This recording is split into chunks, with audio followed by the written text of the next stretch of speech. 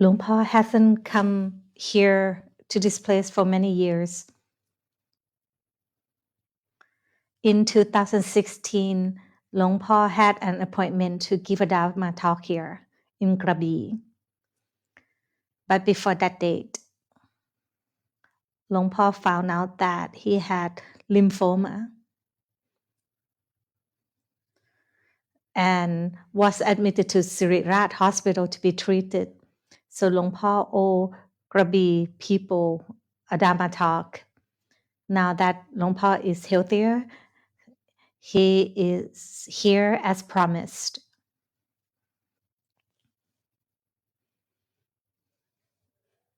Many places try to invite Luangpu to give a Dharma talk there, but Luangpu didn't accept it because Luangpu is getting older and it is difficult to travel. But it's not a problem. You are not missing out of learning Dharma. There are many medias available. When Luangpu gives a Dharma talk, there is a live broadcast through YouTube to Facebook. Many people who watched on the online media, they have understood and practiced right. This is an introduction. There's still people coming into the hallway right now.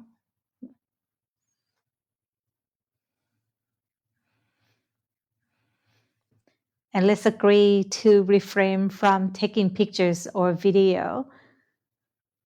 Let's make this moment and offer it to the Lord Buddha. It shouldn't take longer than 1 hour. This is a very valuable time. Through this endless cycle of rebirth, there is a very slim chance for us to find Buddhism. About 91 eons ago, there was only one Buddha. His name was Vipassi. And then there was no more Buddha for another 60 eons. And about 31 eons ago, there were 2 Buddhas. And then for the next 30 eons, there was no Buddha. Our eon is very special that there are 5 Buddhas in this eon. And in this era, our Buddha is the 4th one, Gautama Buddha. Buddhism usually doesn't last for a very long time because it cannot fight the defilement or the stream of the world.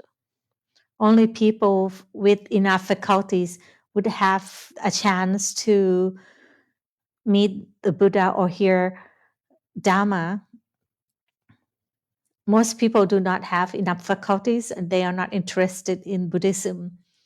If we take a look at the world today, there are 7 to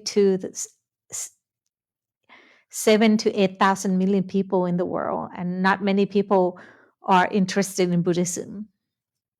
Even in Thailand, although it is said that 90% of the populations are Buddhist, but actually they worship ghosts or deities. It's not bad, but they cannot understand Buddhism. Buddhism teaches us to rely on ourselves. If you rely on other things, it means you want other things to help you. It's like the behavior of the child. When we are a child, we want our parents to help us out. As we grow up, now we want the angels or the deities to help us. The angels also have their own suffering. They have their own life problems too. There is a story about this angel. He is a harp player.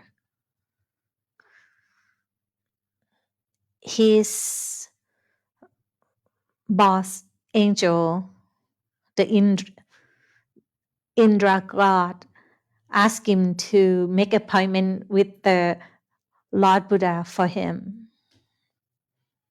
The Lord Buddha was meditating, and that angel was playing harp to honor the Lord Buddha. And then after that, he also played the music about being in love with the female angel. But this female angel's dad did not like him.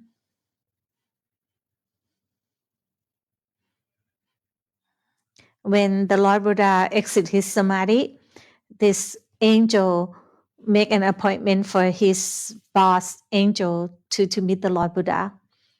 And then with this Indra angel met the Lord Buddha and he heard the Dharma talk. He was enlightened.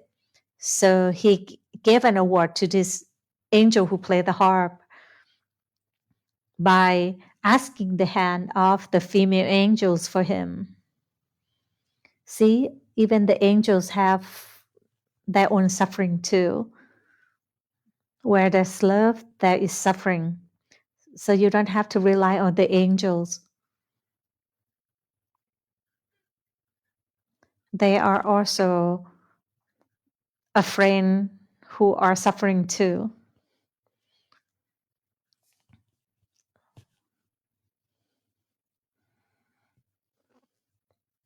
So we can help each other to walk through the path that the Lord Buddha told us so we will suffer less. Other ways will not lead us to less suffering, but we might feel better for a moment. For example, for one who do the confession of their bad deeds. When you committed a bad deed, the karma doesn't go away, but it may relieve you. But after you are relieved, what's good is that you have to set your mind that you will not repeat the same mistake again. So for us Buddhists, don't rely on others, rely on yourself. And rely on listening to the Dharma talk and know the way of how to practice. That is one principle of how to practice is called the Foundations of Mindfulness. Is written in the text. It is called Satipatthana Sutra. That is the main text that talk about this foundation of mindfulness. The Lord Buddha said that as long as if there are still people who are practicing following this foundation of mindfulness, there are still people who will be enlightened. If we study about this foundation and understand how to practice, that is a chance for us to be enlightened in this lifetime. But if we do not understand of this foundation, it will be impossible. The Lord Buddha said, the foundation of mindfulness is the only way toward enlightenment. So as Buddhists, we should pay attention to these foundations. Today, Luang Por will give a Dharma talk on the foundation of mindfulness. The foundation of mindfulness Dharma talk was given for the first time to a group people in that village. It's a small village. The group people had a lot of faculties. So they were able to accept high level of Dharma talk.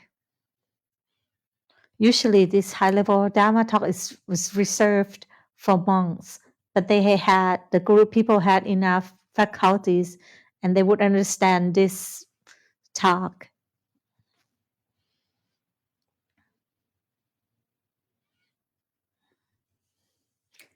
It was believed that the great master for the first traditional Buddhist, the great master Luangpu Man, was believed that in his past lifetime he was one of the guru governor, and Luangpu Tet was his nephew. And both of them heard about the foundations of mindfulness back then. And back then, Luangpu Man set his mind that one day he will become a Buddha, because he was walking in the path of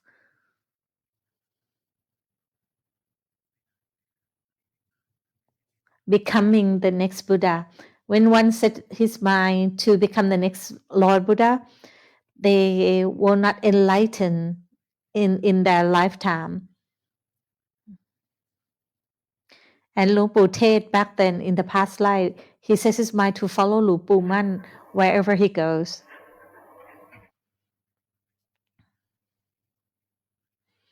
The Guru village, there's people who in that village, they had a lot of faculties, and you now have a lot of faculties too.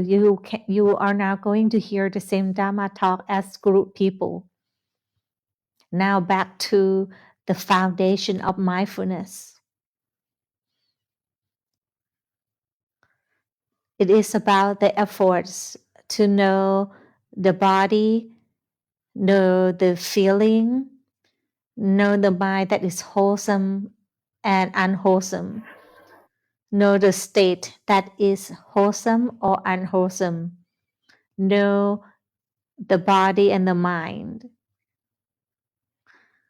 And the highest knowing is to see the whole picture, where the cause of suffering come from. That is called Pakichat Samudbabat, or the cause and effect. There are 4 foundations of mindfulness.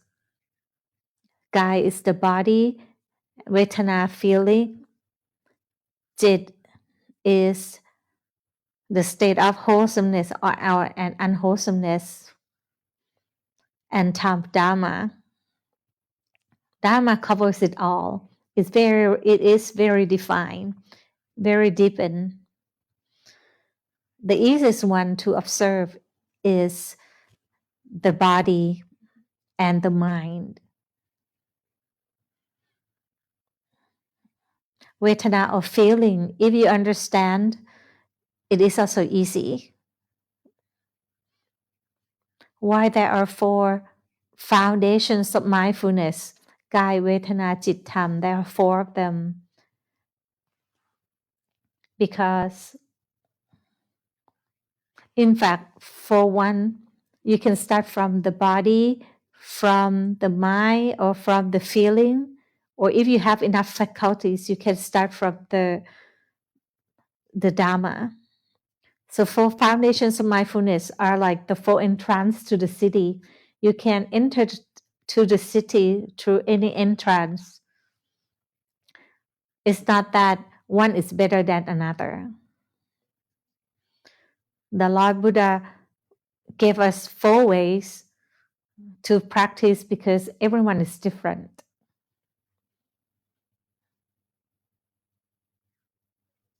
For some, they are pleasure seeker. They have craving. And the other type, they have a lot of ego, opinionated. The first type, they like beautiful things. They like pleasurable things. The other type, they have a lot of opinions. They have a lot of ego. So we have to examine ourselves what type we are. Do we have opinions just about everything? Even when the dog bark, you can have opinions about that too. This bark sounds better than the other one. You can have opinion in just about everything. So this is the type of people who have a lot of ego.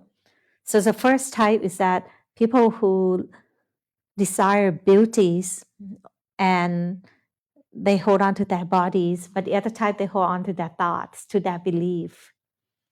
In the past, there are more people who are pleasure seeker, but in the present, there are more people who have a lot of ego.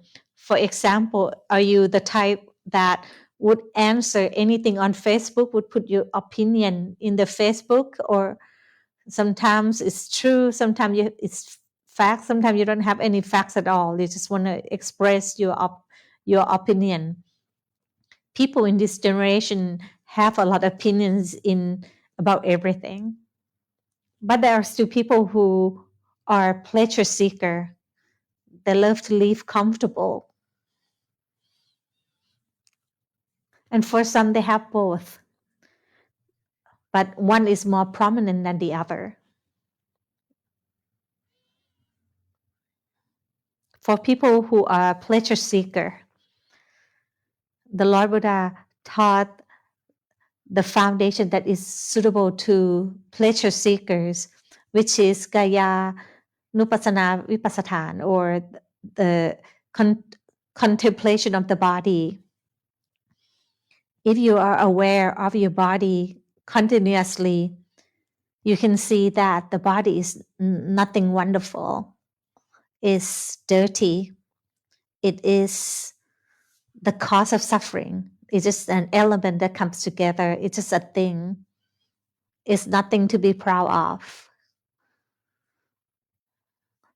So it is suitable for people who are pleasure seeker and they love their body. You might feel that your body is fine.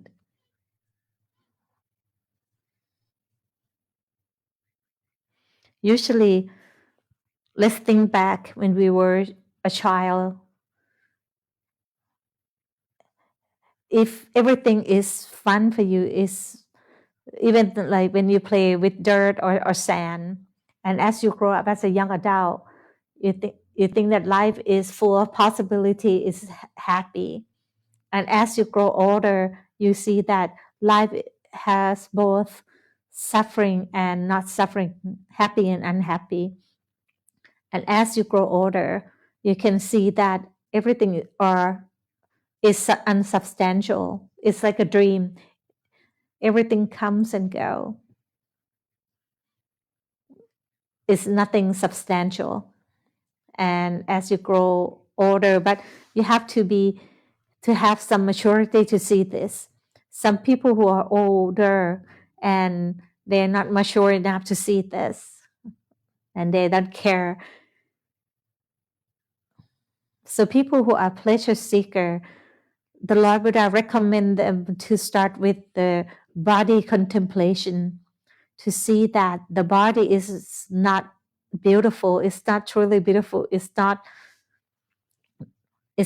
always happy, it's not always comfortable. If you are aware of your body constantly, you can see the truth about this body. It is always beautiful. As we get up in the morning, our hair is messy, our face is greasy, we have to wash our face. Is our body smell good? Do we have to go to the toilet in the morning? There are a lot of things we have to do to fix our body in the morning or constantly throughout the day. Why do we have to wash our face? Because our face is dirty. Why do we have to go to the toilet? Because we have a lot of dirty stuff inside that we have to relieve them. So if you are aware of your body constantly, you can see that body is something that is not that wonderful. It is full of suffering. Many people who never practice the foundation of mindfulness and they never observe their body, they will not see that their body is full of suffering. When we are a child, we can control, we can tell the body to do whatever we want want it to do. If it get up, we fall down, it can get up back up right away. If we want to run, it would run. If we want to sleep, it would fall asleep easily. If you notice if you are aware of your body, often you can see the suffering arising in your body all the time. For example, as you sit down, you have to move. You cannot sit still for a long time. Why do we have to move? Because the body is suffering. Let's try sitting still, not moving. And then the truth will teach us if the body is suffering or not suffering. Let's try sitting still.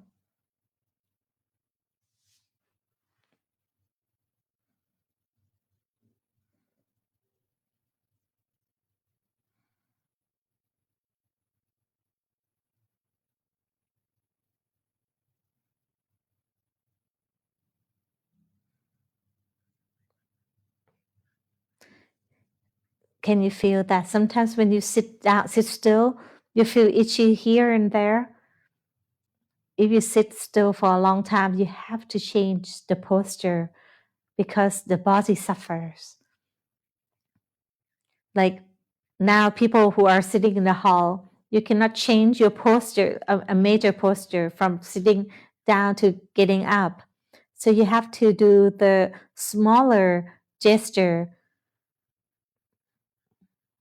Like you move your feet, you move your legs because you want to run away from suffering. When we sit for a long time, the body suffers. When we stand for a long time, the body also suffers. When we sit for a long time, we have to stand or lay down because the body suffers. That's why we have to move all the time to run away from suffering. So if we are aware of the body constantly, you can see that the body is always suffering. As you lay down, can you lay down still for many hours? No, you cannot, because if you lay still for many hours, you might get a bed sore. So we have to move from side to side as we lay down to run away from suffering. Or even breathing. Let's try breathing out. Let's take a long breath out.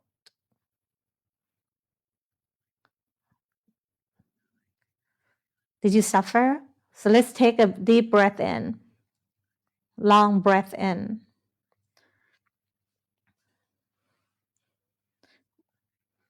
We breathe in, that fixed the suffering when we breathe out for a long time.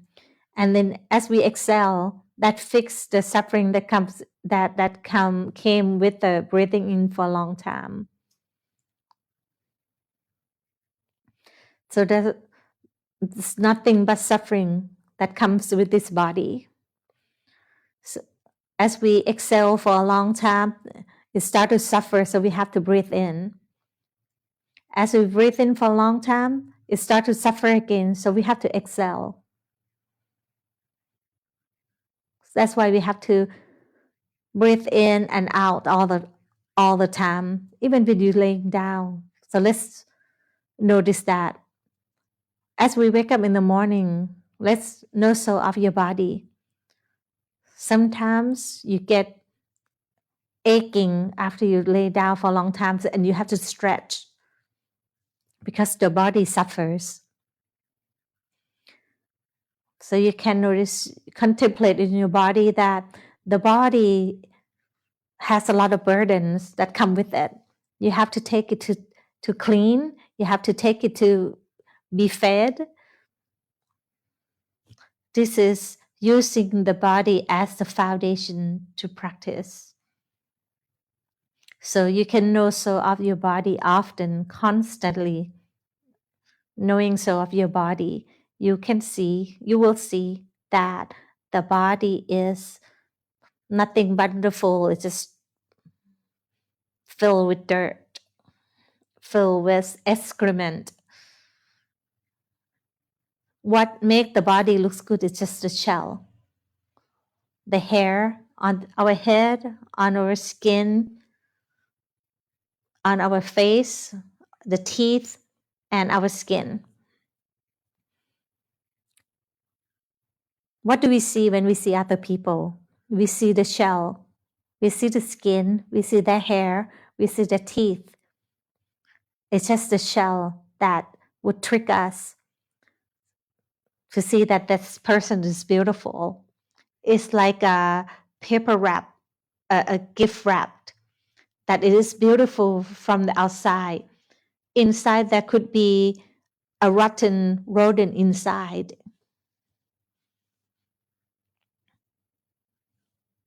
But actually, even the outer shell is not beautiful. It's not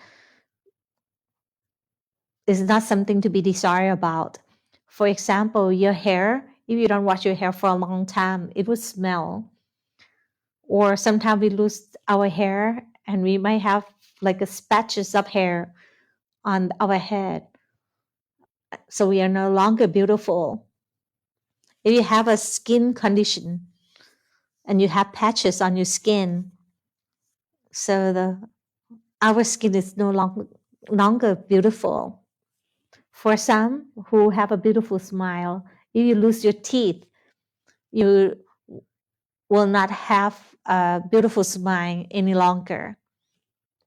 So the outer shell is just something to trick you to think that this body is beautiful.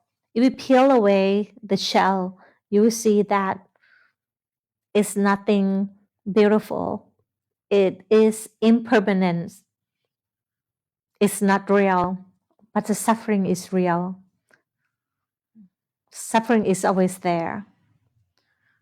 If you observe if you nurse over your body often, you can see that suffering comes when you sit, when you stand, when you're hungry, or if you eat too much, or if you are constipated, or if you have a diarrhea. You poop too much, then you suffer too. So if you have a lot of desire on your body, so let's contemplate on your body often and be aware of your body. And then you can see the truth.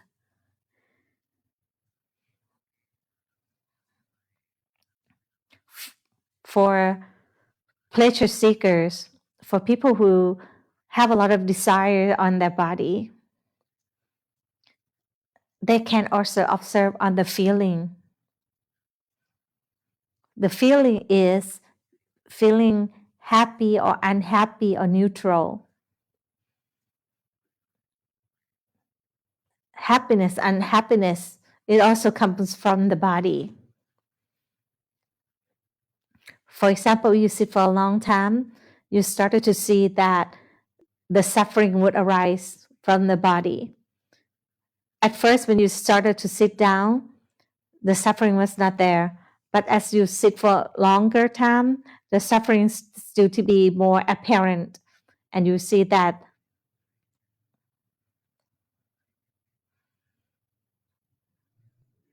but the suffering start to be more apparent. But for those who want to observe the suffering and not suffering, the feeling that resulted from the body, it is difficult for anyone to observe. Only people who can attain the jhana or attain the deeper level of meditation and have a stronger mind, they can practice like that.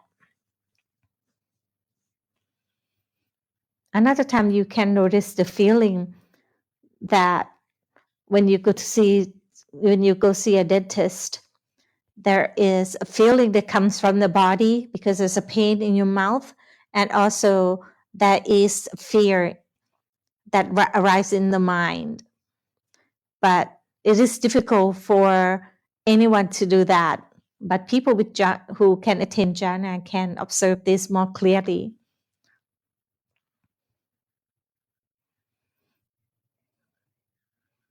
People with jhana, when their mind attain the samadhi, they can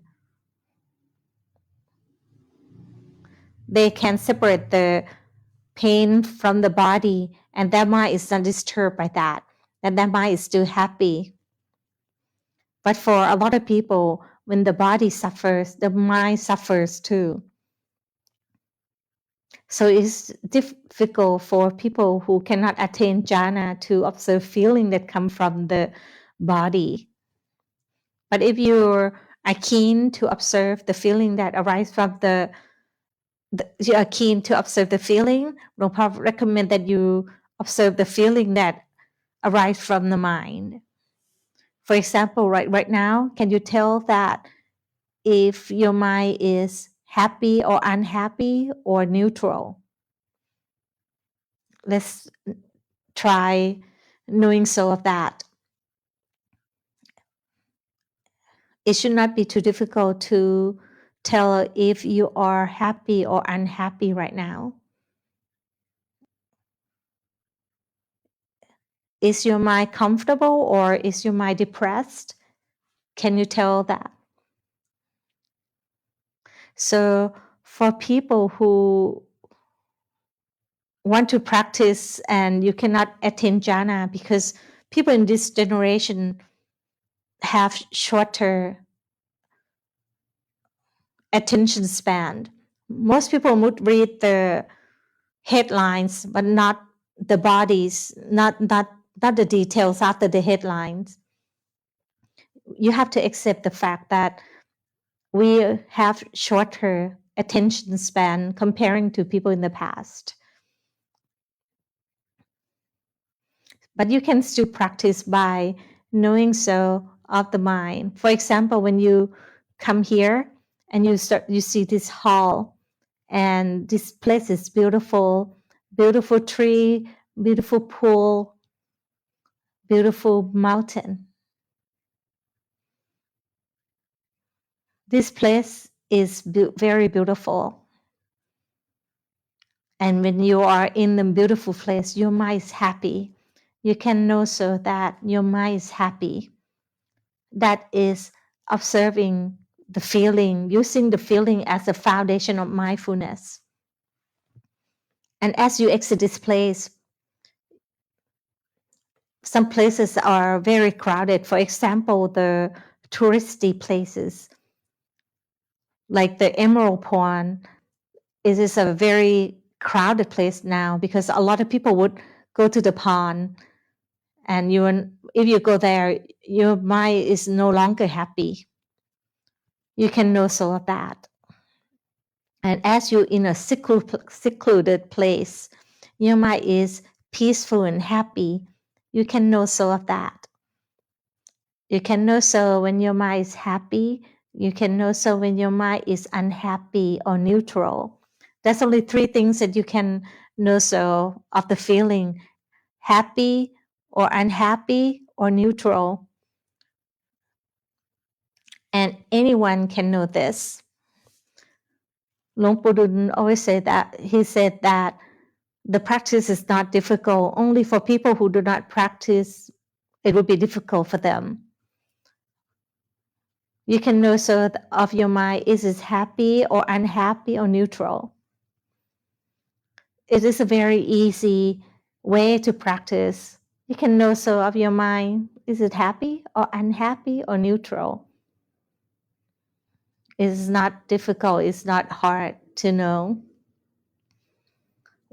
What do you gain if you know so of this often? You will see the truth that happiness, unhappiness, neutral feeling, they are impermanent. It keeps changing all the time. It depends on what comes into contact with us. If we think about something, different feeling would arise. Let's think back throughout our life. How many times we felt happy? All happiness come and go. When we were younger, when we were young adult, you want to have a partner. And when we did not have a partner, we were not happy. As you run into a beautiful girl, you might be happy. And then you think about how to ask her out. You worry about what to do. And then your mind already was unhappy.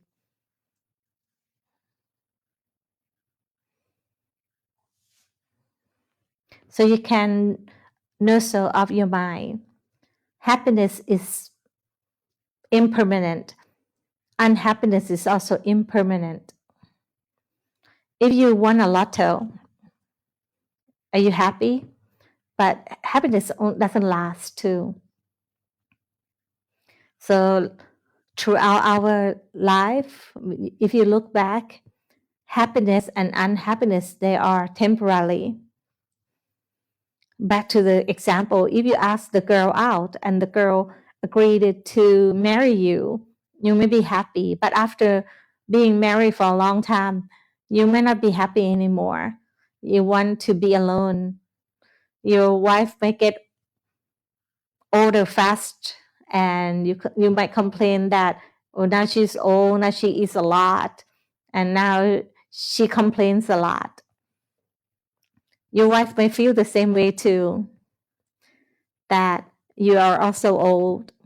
So you can see that happiness is less as the time passes because it is impermanent. So as you observe this, you will see that happiness, unhappiness, even neutral feeling, they are temporary, they are impermanent, they come and they go. After you notice this for a long time, you will see the truth that also the feelings are not under your control. You cannot tell it to go away, and you cannot tell happiness to last. You cannot tell unhappiness to go away. If you have sati and know so of the feeling in your mind often, you can see that happiness is impermanent, non-self, not under your control. After you see this truth, you will see that all these feelings are unsubstantial. We don't have to crave it. We don't have to want it to want happiness to last, want to have happiness. For example, if we work hard now because we are hoping that one day we will be happy from work. Luang Por know many people who are devoted into their work, and they saved up a lot of money, and they are hoping to spend this money when they get old. But as they get older, they didn't get to use this money for their pleasure, but they have to spend their money on the medical bill. So what people wanted the most is happiness. But happiness is not permanent and it's not under our control. If we do not understand or do not accept this fact, this truth, when unhappiness arises, we want it to go away. And when happiness comes, we want it to last. Even unhappiness, it doesn't last. So let's look back through our life again. We felt unhappy many times too, but they have gone away already. They are also impermanent, just like happiness. As you see this truth, we will crave happiness and hate unhappiness less. We don't cling on to the happiness. When unhappiness arises, we do not hate it. We will not try to push it away. When there is a cause, there will be an effect, but when there's no more cause, there will be no effect. For example, if a cause is a flower, when we see a flower, then we're happy. When we don't see the flower anymore, then the happiness would go away. So you practice this regularly, using feeling as the foundation of mindfulness. You can contemplate on that. You can see the truth that, and then we will not crave happiness anymore. And unhappiness is also impermanent. We don't have to hate it. This is called Vedananupassana Satipatthana, which is using the feeling as the foundation of mindfulness. This is the same goal for the body. Once we practice enough, our mind will have more equanimity toward the body. That the body is impermanent, it is suffering, it is non-self, it is just a thing, it's just an elements, it's just elements that come together. You can see the body through the three characteristics.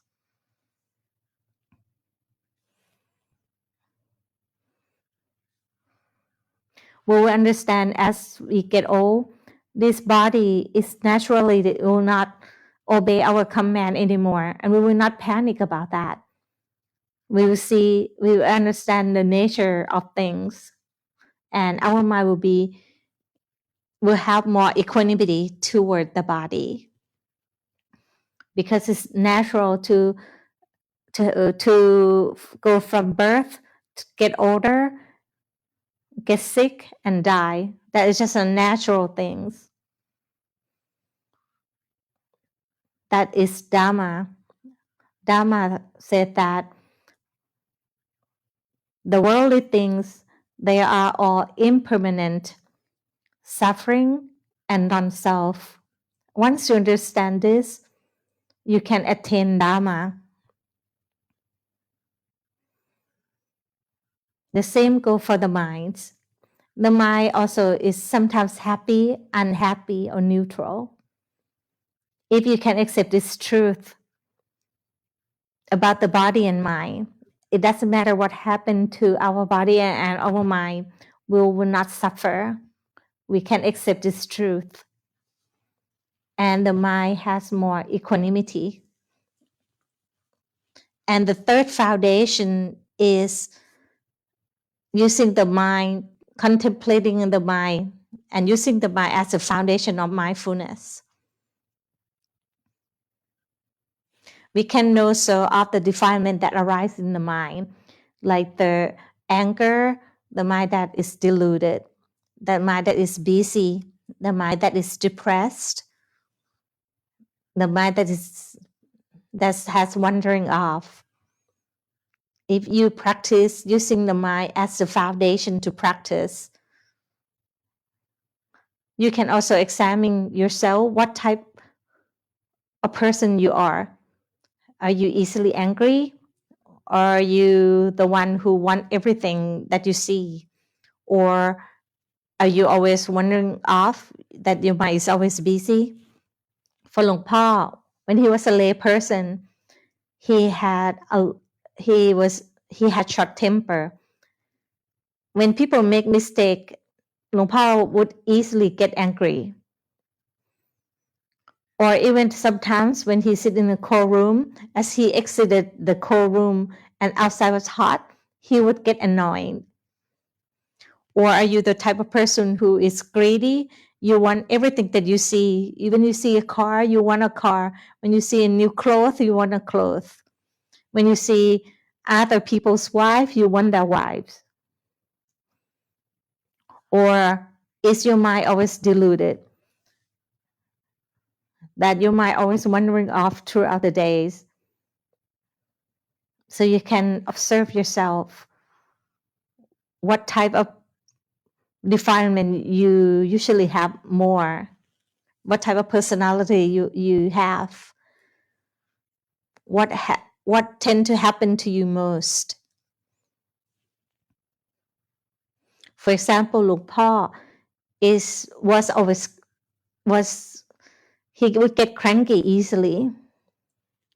So he would use anchor as the foundation to observe. The Lord Buddha said that let's know so if the mind is with anchor or without anchor. Is it with greed or without greed? Is it with delusion or without delusion? Is the mind is depressed or without depression? There's only one verb for this teaching, which is to know so. Know so if the mind is with anchor or without anchor. To know so if the mind is with lust or without lust. Or to know so if the mind is with delusion or without delusion. There's only one verb, which is to know so. All the foundations, or the four foundations, there's only one verb that to be used, which is to know so. Like, for example, for the body, is to know so that the body is sitting down. To know so if you are breathing in for a long time or breathing out for a long time. Or to know so when you're standing, or to know so that you are sitting down. And if you observe the mind, you can know so if the mind is with anchor or without anchor. This is the heart of the practice. The heart of the practice is to know so,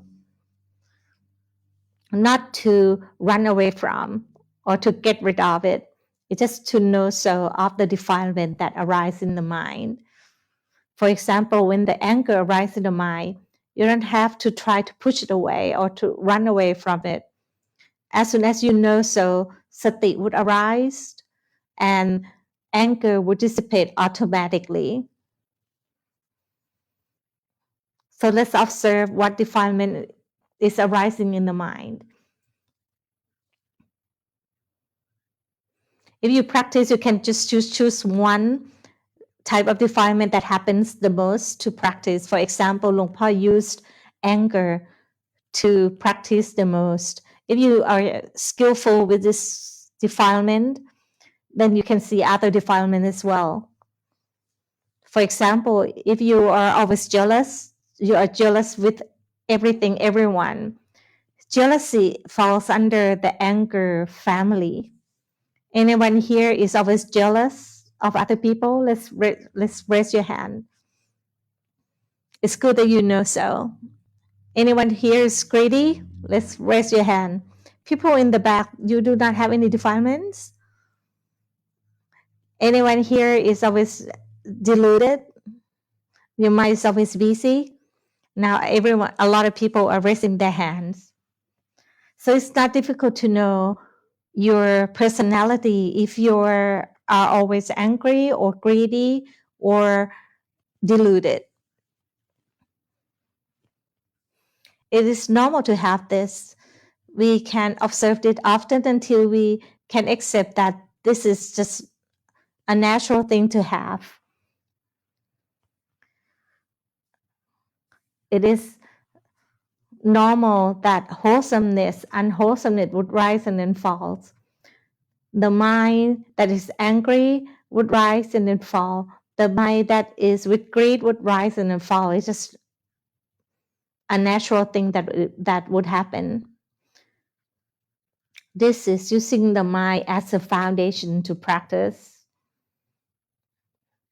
So let's know so if the defilement arises in the mind and when the defilement dissipates.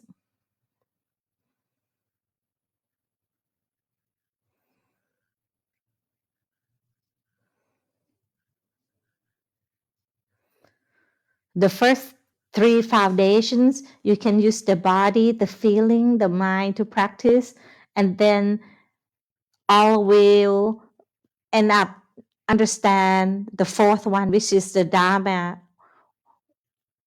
understand the cause and the effect, the root cause of suffering.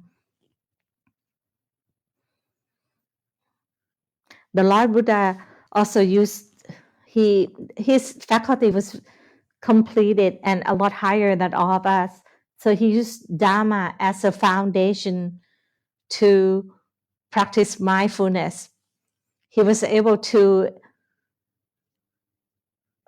attain higher level of samadhi, and he had a noble mind, a stable mind, and he was in jhana 4. His mind was with equanimity, and then he was contemplating the cause and the effect. What was the cause? Then what was the cause of the suffering? And then he saw, because there's birth, there was suffering, and because there is a wrong view came because there was a mind. And then he was able to see the complete picture of where the suffering came from, which is the wrong view. And if we can be free of the wrong view, then there will be no more suffering. The Lord Buddha was able to see the complete picture back and forth, and completely see the whole truth. He had complete faculty, so he was able to use the Dharma as a foundation of mindfulness to practice.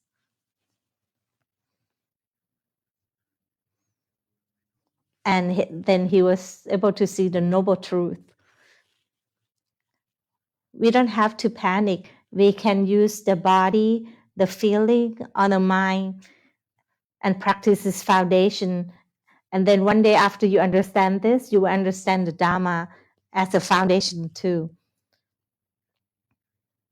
If you can see that the body is suffering, you start to see the noble truth.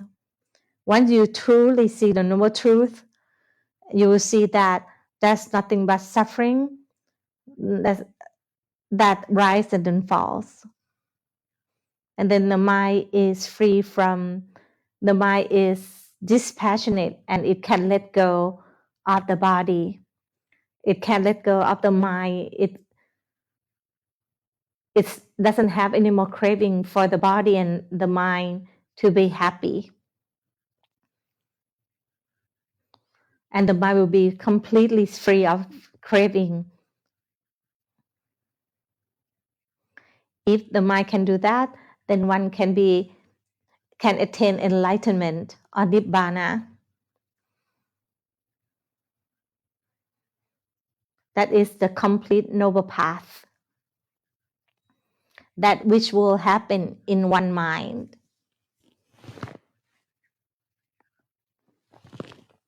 Throughout the cycle of rebirth, Luangpu Pramote asked Luangpu Dun how many times enlightenment would have to happen for one to be completely free of the craving and become an arahant.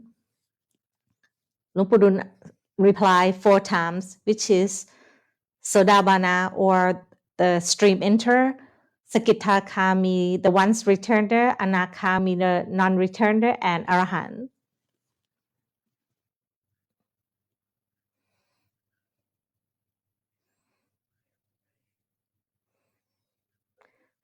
So the key of the practice is to nurture of the body and the mind with the stable mind and with equanimity.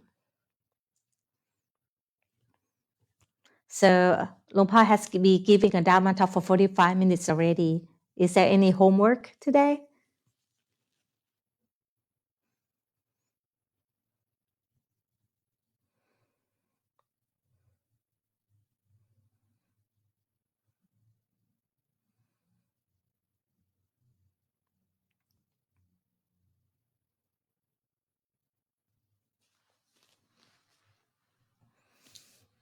Number 1, this is my first time submitting homework.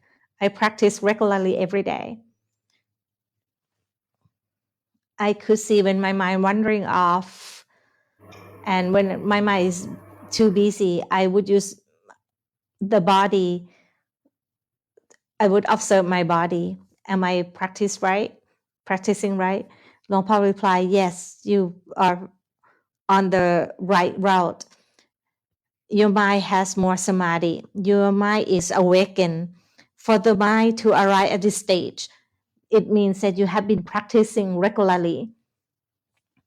Long Paul can tell right away that number one had been practicing regularly and your aggregate have separated naturally.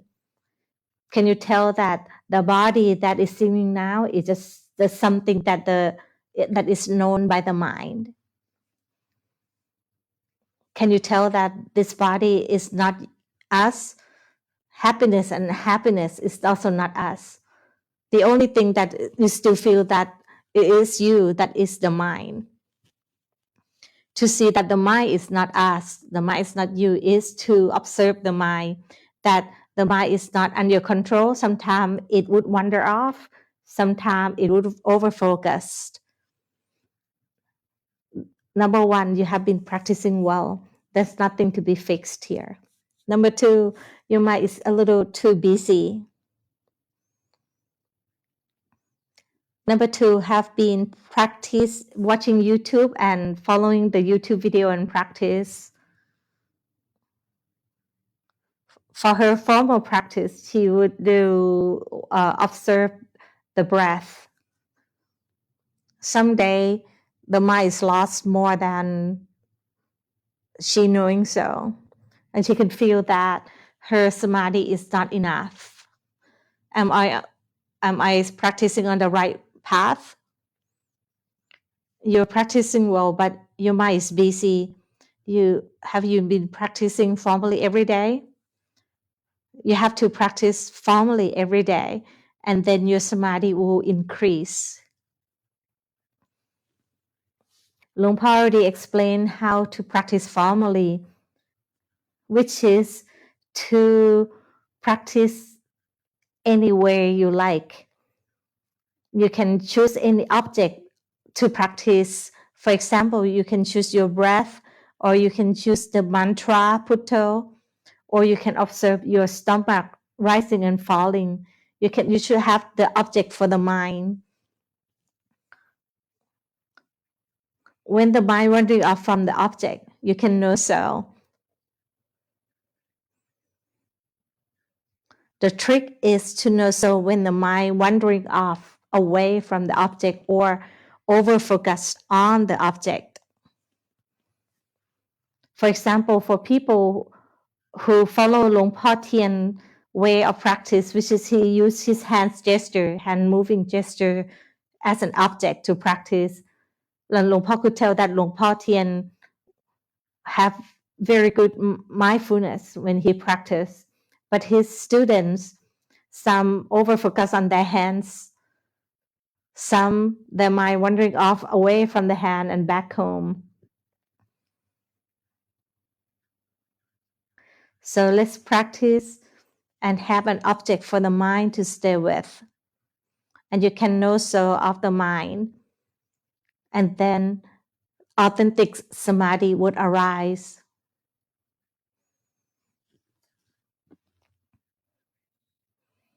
To know so of the mind is called Citta Sikkha. So let's practice using any object of your preference.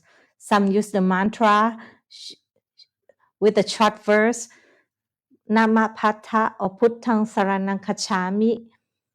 Some use death, contemplating on death.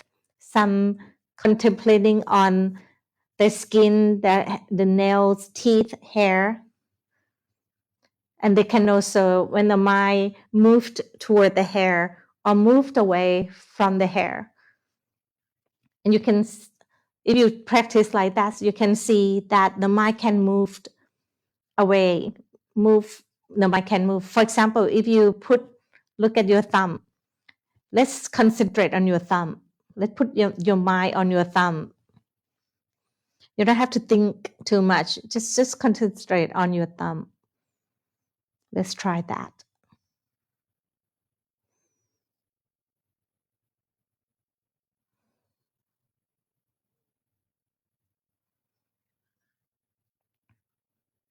Some can see, some do not see that. Although their mind wandering off to think away from the thumb, they did not see that. So let's try again. Let's try putting your concentration, put your mind on your left ear.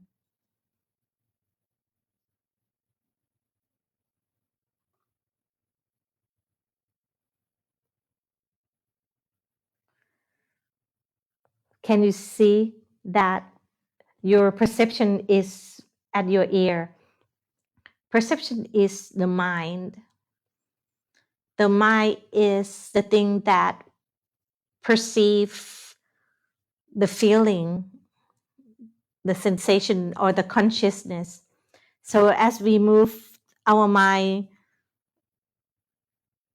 our perception would go to where we place the mind. For example, we place the mind at other people, our perception would go to that person. Like this in front of Luangpu, who is moving his hand, your mind wandering off away from the hand. You can know so when the mind wandering off from the object.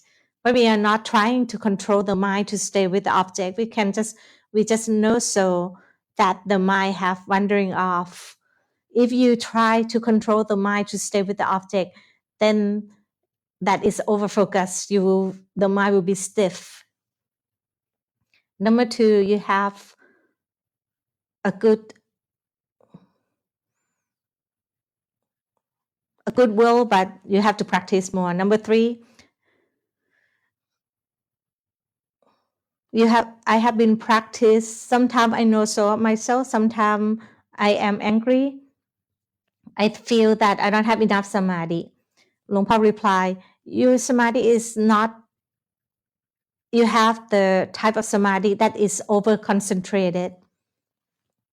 Can you tell that your mind is stiff? If your mind is stiff, dull, still, that is over focusing. If you feel uncomfortable, you feel tight in your chest area, that is over focusing. Why are we over focusing? Because you want to see result. That is wanting to achieve result from the practice or wanting to practice. So let's practice using an ordinary mind to practice. The ordinary mind without craving, without wanting. Many people have, their mind is stiff because they have greed. They have wanting to be successful in their practice, or they want some special ability from the practice. They want to see result. So let's practice knowing so of breathing in and out with an ordinary mind. Use ordinary mind to practice, and then you can attain samadhi very quickly.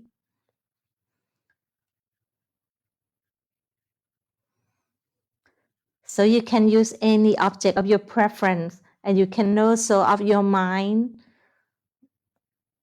with the ordinary mind. Use the ordinary mind to practice. That's person, the one sitting behind the cameraman. Your mind is stiff because you want to practice.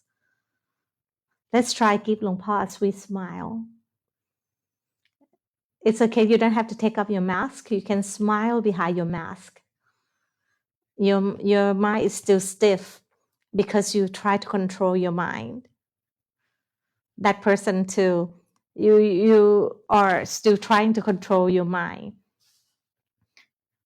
Let's know so that because you want to practice, as you're knowing so, and then your mind will become ordinary, and you can use this ordinary mind to practice, and you will progress fast.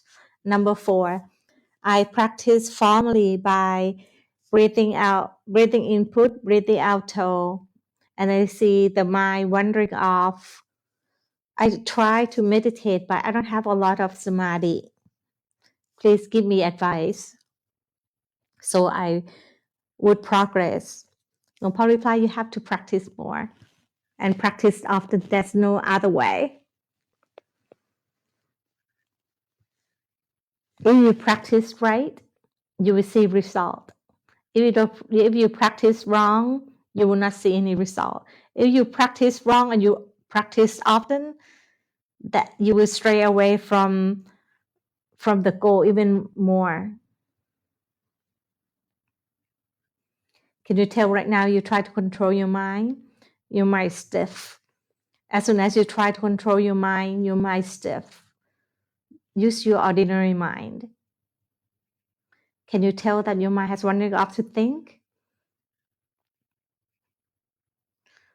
Have an object of meditation, and when the mind wanders off from the object, know so.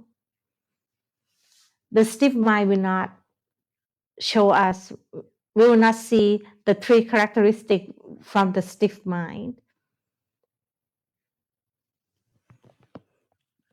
So keep practicing on this. You're too serious when you practice. So you can be aware of that and use the ordinary mind, comfortable mind to practice. Let's try raising your hand. One of the hand, raise it higher. Change to another hand. Can you feel that the thing that is raising the hand is not you? Can you tell that the mind that knows so of the body that was raising the hand is more natural? It is ordinary. It was not a stiff mind. So keep knowing so.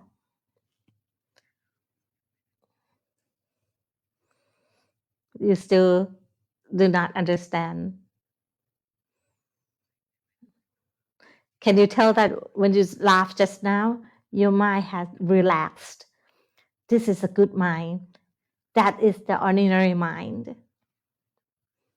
When you want to see Dharma, when you want to attain Dharma, Dharma means nature. But if you fabricate the mind to be unnatural, you cannot see the nature of all things. Number 5. I just started listening to Luangpo's Dharma talk for 3 months. I started to see that my mind is full of suffering. I could see that my body and my mind are two separate things. Please give me advice. You practice well.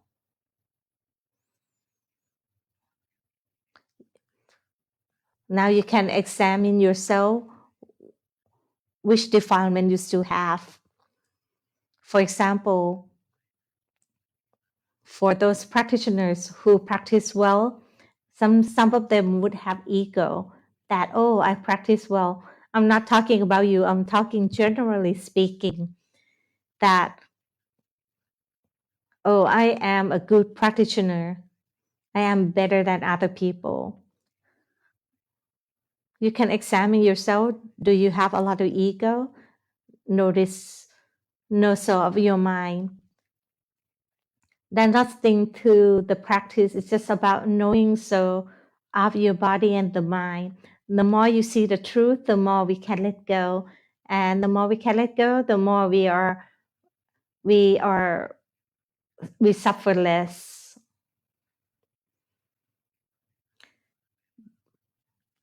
For some practitioners, when they see that other people are practicing different from you, you may feel that, oh, they are practicing it wrong. I am better than others. You should observe the more refined defilement. Everyone have this type of defilement. Even anakami or the non-returner, they still compare themselves to other people. Their mind can be busy, but they're not busy in the pleasure senses.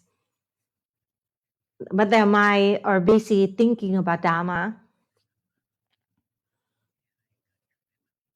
The mind that is not busy of Dharma is that is the mind that knows so of what's happening at the present.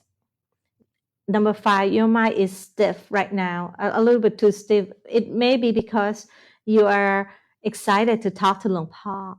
Everyone who are talking to Luangpo, their mind was stiff up a little bit. That is normal. Number 6, I have been practicing since I was 15 years old.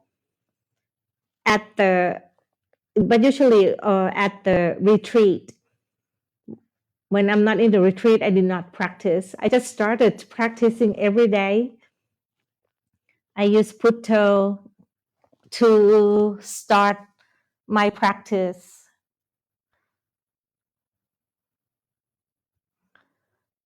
My question is, which object to use to practice samatha and vipassana?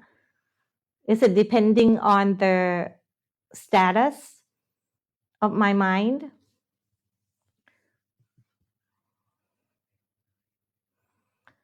Luangpo replied, when you practice, it doesn't matter what the mind would know so. Sometimes the mind would know so of the body. Sometimes the mind would know so of the mind. We cannot control that. Number 6, you are too serious in your practice. And your mind is stuck in over-focusing. Can you tell that your mind right now and your mind when you were a child are different? Let's go back to your mind when you were a child. When a child's mind is honest. When you are over-focusing, that's not a good mind to use to practice. That is not the ordinary mind. The child's mind is good because it is honest. Sometimes it is laughing, sometimes it is angry, sometimes it is crying. It is honest. But the child's mind doesn't have sati. Now you have sati, but your mind is not ordinary. You fabricate your mind to be still. If you can use the mind that is like a child with sati, you can know so when you are happy, unhappy, when you're greedy, when you are angry. For example, like when you're a child, when you see a cat, you want to hug a cat. It is honest. But your mind right now is like adult's mind that is with the wall, you try to make the mind proper. So let's be like the child's mind. Know so when the mind is angry, when the mind is happy. Let's try moving your feet.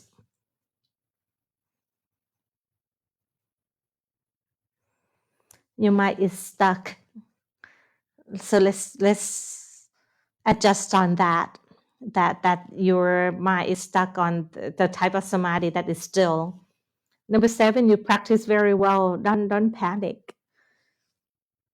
Or you would have a heart attack before you finished hearing Luangpo. Number 7, using the body moving as the object to practice. Sometimes when the mind wandering off, I would get angry and over-focused on the body.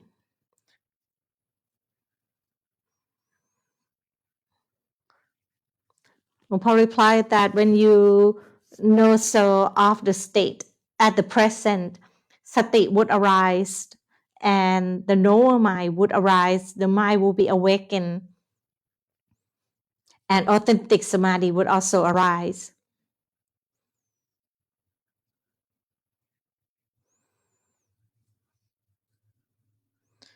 That's not a lot of people who are truly awake. Many people, some they are stuck with stillness type of samadhi.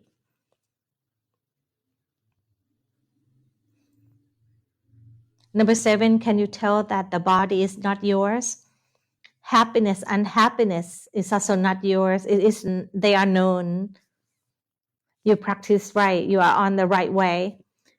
You almost had a heart attack before. Number 8.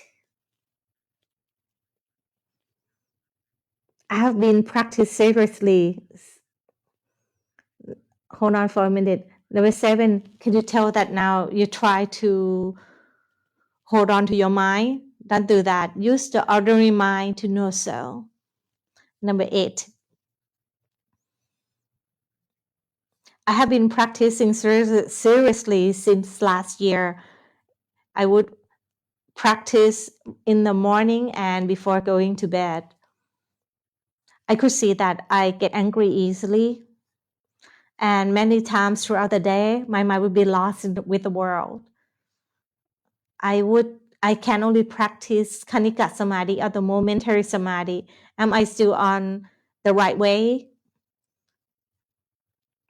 And my mind is always busy.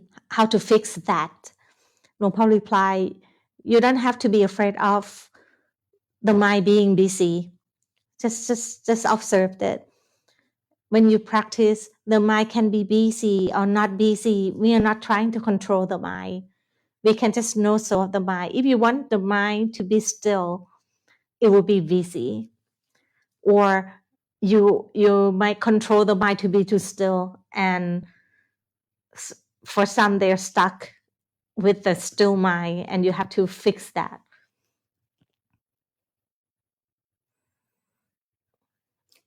Can you tell the mind right now and the mind before are different? The mind right now is good. This is the ordinary mind, the comfortable mind. That is the right mind to practice. You did not make this mind to happen. It arises on its own. Number 4, you don't have to be too curious. You can know so when you're curious. Curiosity is similarly to anger. They arise and they fall. You don't have to sink into the curiosity. You can know so of the present. You keep on working on it and you're doing well. That is all the Dharma talk for today. The teaching assistant is waiting. Luang Por Anumothana rejoice with this resort that is hosting this event. The resource owner's mind is rejoiced, and he is very generous to offer this hall to host this hall and give Luang Por a place to give a Dharma talk. This place costs a lot of money to rent. But the owner of the resort offer this place for free so people can hear a Dharma talk. This is the merit giving.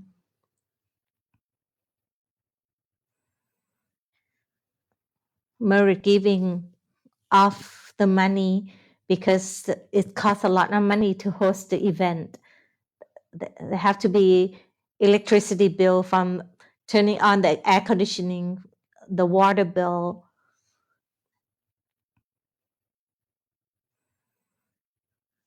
So people can hear Dharma talk. Luang Por also Anumothana with the media team.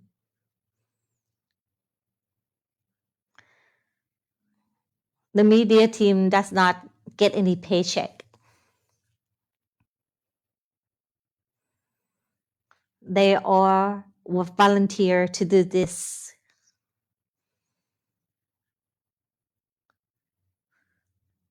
Most of the work done for Dharma.com, there's no paycheck. Everyone dedicate their time and their strength so they can share the Dharma to the world.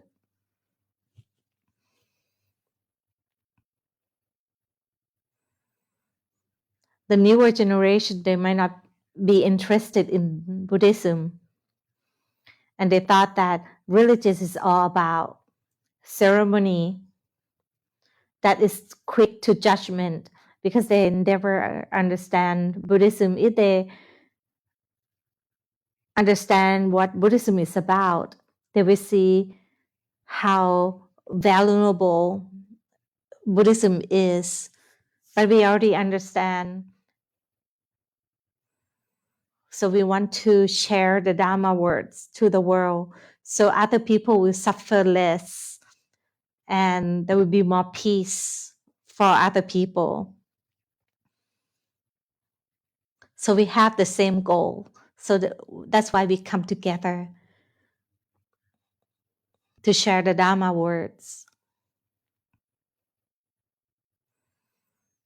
So people in this hall, everything is free for you. Luangpo is only asking that after you listen to the Dharma talk, you should start practicing.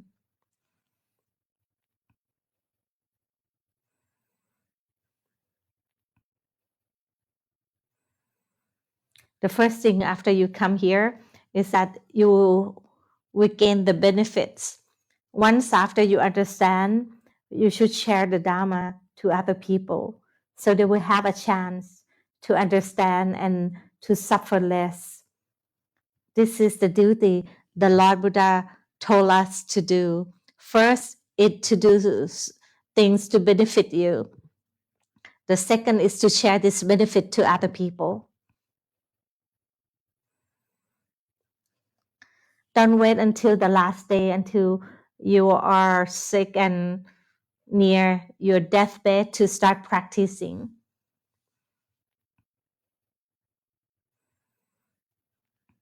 After you understand, you should share this wonderful thing for other people. If they want this, let's share that.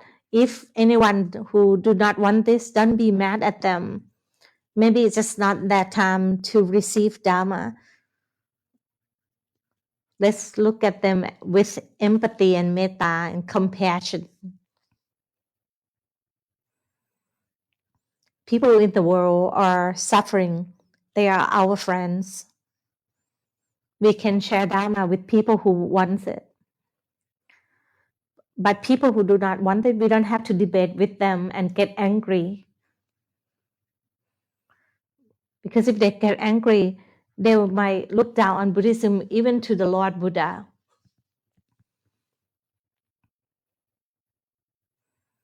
So the job, the duty of the Buddhist, first, it's to do things to benefit yourself.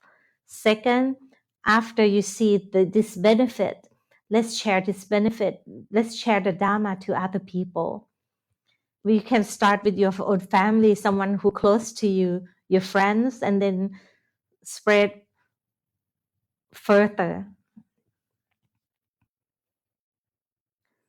Luangpo did the same thing. At first, Luangpo practiced with Luangpu Dun, and then his other master, Luangpo Put, told Luangpo to share the Dharma words.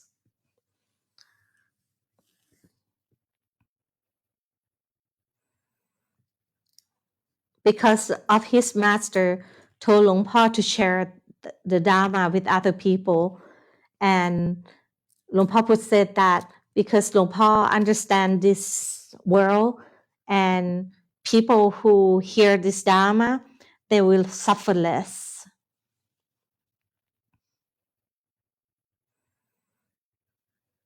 This is why Luangpo have done this. It followed the two. First is to do things to benefit yourself, and second to benefit others once you understand. This is the duty of all Buddhists. Luangpo Anutmotana with everyone who are here listening to the Dharma.